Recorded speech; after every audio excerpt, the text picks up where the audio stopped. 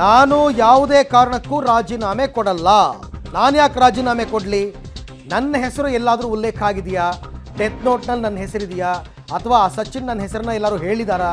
ಎಲ್ಲೂ ಇಲ್ಲ. ನನ್ನ ಆಪ್ತ ಆ ಥರ ಕಿರುಕುಳಕ್ಕೆ ಆತ್ಮಹತ್ಯೆ ಮಾಡ್ಕೊಂಡಿದ್ದಾನೆ ಅನ್ನೋದಾದರೆ ನನ್ನ ತಪ್ಪೇನಿದೆ? ಐ ಡೋಂಟ್ ಕೇರ್ ಅನ್ನೋ ರೀತಿಯಲ್ಲಿ ಇವತ್ತು ಪ್ರಿಯಾಂಕ್ ಖರ್ಗೆ ಅವರು ರಿಯಾಕ್ಟ್ ಮಾಡಿದ್ದಾರೆ. ವಿಜೇಂದ್ರ ಅವರು ಒಂದು ಜವಾಬ್ದಾರಿಯುತ ಸ್ಥಾನದಲ್ಲಿದ್ದಾರೆ.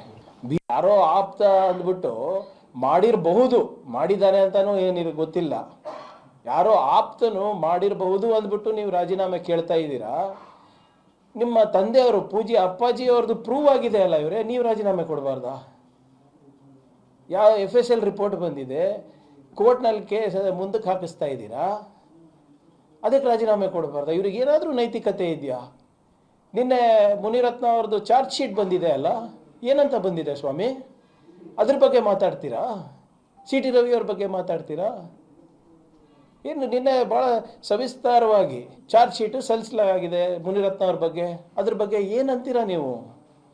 ದಲಿತರ ಮಹಿಳೆಯರ ಬಗ್ಗೆ, ದಲಿತರ ಬಗ್ಗೆ, ಒಕ್ಕಲಿಗರ ಬಗ್ಗೆ ಏನಂತ ಹೇಳ್ತಾರೆ ನಿಮ್ಮ ಶಾಸಕರು? ಅದೆಲ್ಲನೂ ಸಮರ್ಥನೆ ಮಾಡಿಬಿಟ್ಟು ನೀವು ನಮ್ಮ ರಾಜೀನಾಮೆ ಕೇಳೋ ನೈತಿಕತೆ ನಿಮ್ಗಿದೆಯಾ? ನಿಮ್ಮ ತಂದೆಯವ್ರ ಮೇಲೆ ಏನು ಆಪಾದನೆ ಇದೆ ಜಸ್ಟಿಸ್ ಕುನ್ನೋ ರಿಪೋರ್ಟ್ನಲ್ಲಿ ವೆರಿ ಕ್ಲಿಯರ್ಲಿ ನೀವು ಭ್ರಷ್ಟಾಚಾರದಲ್ಲಿ ತೊಡಗಿದ್ದು ಚೈನಾಯಿಂದ ನೀವು PPE ಕಿಟ್ಸ್ ತರಿಸ್ತಿದ್ದೀರಾ ಅಂತ ಹೇಳಿದ್ದಾರೆ. ಶ್ರೀರಾಮ್ಲು ಅವ್ರದ್ದು ರಾಜೀನಾಮೆ ತೊಗೊಂಡ್ರ? ನಿಮ್ಮ ಇವ್ರದ್ದು ನಿಮ್ಮ ತಂದೆಯವ್ರದ್ದು ರಾಜೀನಾಮೆ ತೊಗೊಂಡ್ರ? ಏನು ನೀವು ಮಾತಾಡೋದಕ್ಕೆ ಏನಾದರೂ ಲಾಜಿಕ್ ಇದೆಯೇನ್ರಿ? ಅದಕ್ಕೆ ಹೇಳ್ತಾ ಇರೋದು, ನೀವು ಎಷ್ಟು ನೀವು ಮಾತನಾಡ್ತೀರಾ ಅಷ್ಟೇ ನೀವು ಮರ್ಯಾದೆ ಕಳ್ಕೊತೀರಾ.